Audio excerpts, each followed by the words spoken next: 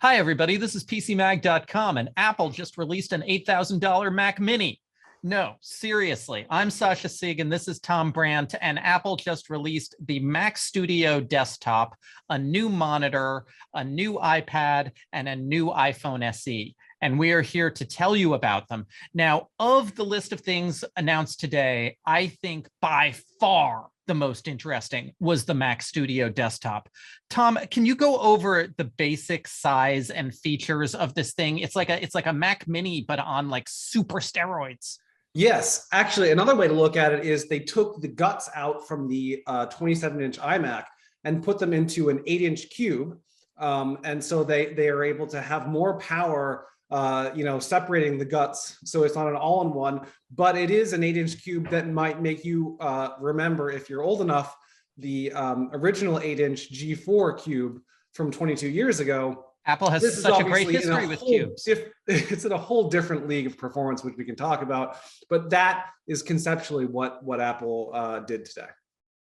So one of the concerns around pros using something like the G4 Cube or using something like the Trash Can Mac Pro or this one, for instance, is that these boxes are not really internally upgradable. And that's something that pros want a lot of. So can you talk about what's in the Mac Studio and whether or not you're concerned as a hardware guy about the fact that people can't like get in there and add cards and things? Right. There are no expansion card slots. There's no separated things like you'd expect from a traditional tower desktop. But that said, the M1 Max version, so there are two versions of the new Mac Studio. There's an M1 Max version and the new M1 Ultra version, which we can talk about. But the M1 Max version starts at $1,999, $2,000 basically. That is a lot cheaper than you're going to get from if you need to step up to a professional class desktop that is expandable. So it's conceivable that, although this is fairly wasteful in terms of dollars and environmental whatever, it's conceivable that you're looking to upgrade something now that you don't need that that expandability and future proofing, and you're happy with the M1 Max performance, which we already know is very good, and you can get that for $2,000. That's basically one way of looking at the non-expandability aspect of it, that would allow you to justify an 8-inch cube instead of a tower desktop. Now, Apple says that the M1 Max and the new M1 Ultra, which is basically two M1 Maxes stuck together with glue, the M1 Max and the M1 Ultra are faster than a 28-core Intel Xeon. They have better GPU performance than the most recent high-end NVIDIA graphics card that you cannot buy for love or money. Do you believe those statements? Are there any, in your experience, are there any asterisks? Are there any catches when Apple makes these statements? Yes to both. In fact, I do believe them, but there are a ton of asterisks, one of which, if you do watch the presentation for the new performance claims for the M1 Ultra, Apple is comparing it to, as you mentioned, two GPUs that are consumer class gaming GPUs, the ones you really can't buy, but they're still very powerful. They're looking at performance and efficiency versus the RTX 3060 and RTX 3090, which are basically two of the most powerful bleeding edge GPUs from NVIDIA. But ultimately, the GPU power that you're going to be taking advantage of if you are interested in the Mac Studio is not for gaming. It's for accelerated rendering and things like that. And so a large portion of that comes down not to the available video memory or anything else that's built into the GPU, but the software that you're running. And that's where things like the ProRes claims come into play. If you are completely in the Apple ecosystem and you're using ProRes to render multiple streams of 8K video, the M1 Silicon is way better at that than any consumer class gaming GPU. So is this just a situation where Apple's Apple's integrated hardware and software work so much better together that they outpace anything that's possible in the Microsoft realm or the Linux realm or other realms where it's different manufacturers making different parts of the stack?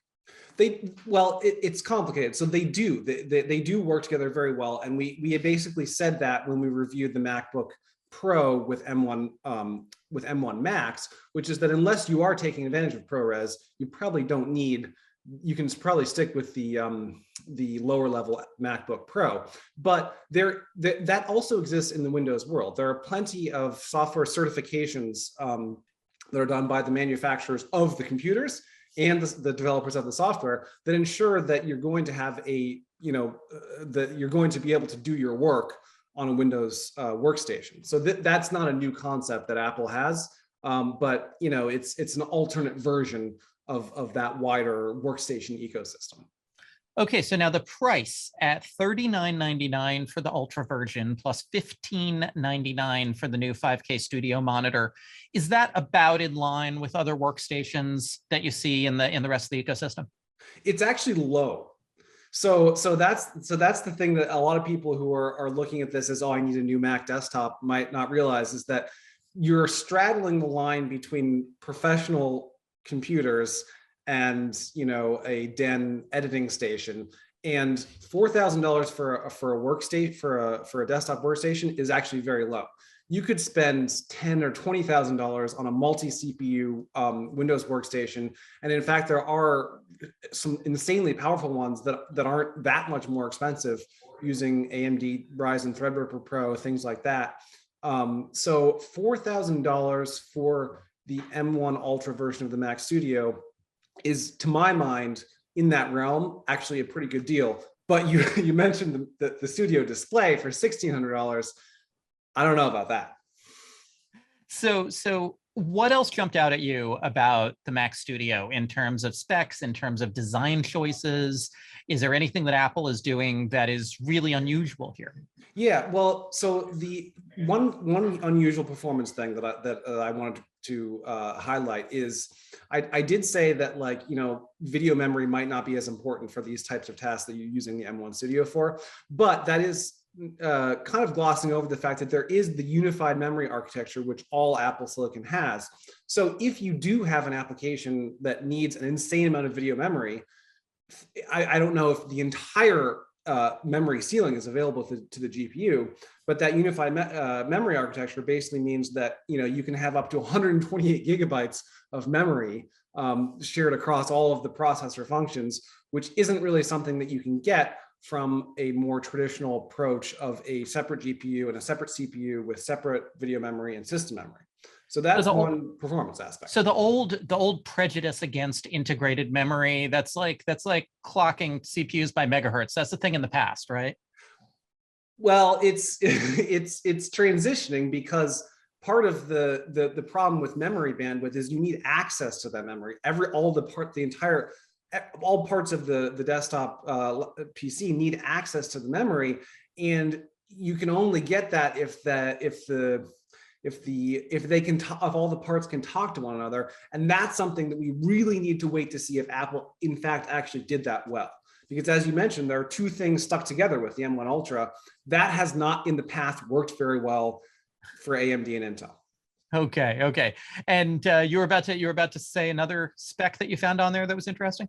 Yeah, so the other interesting thing, which has nothing to do with performance, but is consistent across previous Apple Silicon Macs that we've seen, you have to, the features are linked to various versions of the configuration. So if you want the Thunderbolt 4 ports on the front, you have to get the M1 Ultra version, which is the $4,000 version. So there are little things like that we're still unpacking, and we're going to have to look into more. But there are small differences in between the versions that seem to have no bearing on, like, why do you need the M1 Ultra to have more Thunderbolt 4 ports? It just is the way it is. Now, did you notice that teaser at the end about a Mac Pro? I was surprised because I thought, hey, the $4,000 one of this is replacing the Mac Pro, but apparently not. What's the room for the Mac Pro in the lineup now? Well, the obvious room is expandability, as we were talking about at the beginning. It's a tower desktop. if you don't, if all you need is raw power and you're not specifically, looking at ProRes or things like that, raw power has its uses, and you can add a lot more power to the Mac Pro than what the performance claims they're talking about. They're comparing it to certain configurations, which the Mac Studio is faster than those configurations. But you can add kind of anything to the Mac Pro, not anything, but you can add many things to the Mac Pro that obviously you cannot do in a non-expandable system. So there's still value there. And then, the question is, I think they need to take the silicon to the next level. We've seen multiple versions of the M1, including now a 2-die version of the M1, but there still has to be something next that I think that would be more of a Xeon competitor to the Xeon that's currently in the Mac Pro. But not yet an M2, right? The M2 will probably be, will that be soon? Will that be later down the road? See, I think that they could call it anything, but an M2 is not. Originally, when we started down this version of Apple Silicon, I assumed that there would be an M2 fairly shortly, but then they started adding on all of these adjectives to the M1, right? M1 Ultra, M1 Pro, M1 Max. So there's got to be something there, some adjective that they're going to add to the future chip in order to put it into the Mac Pro and have it appeal to people who are, looking at the marketing aspect of this, so to speak. Now, I actually think the M2 is not coming until after September, and there's a reason for that. And that reason has to do with today's new iPad Air, because the iPad Air was also announced today, $599, just like the previous iPad Air. And did you notice that also has an M1 chip? I did not, but it makes sense because they've been putting the M1 into the iPads. Right, and one of the more open secrets among Apple watchers who like specs is that the M1, as in the iPad, it's basically an A15.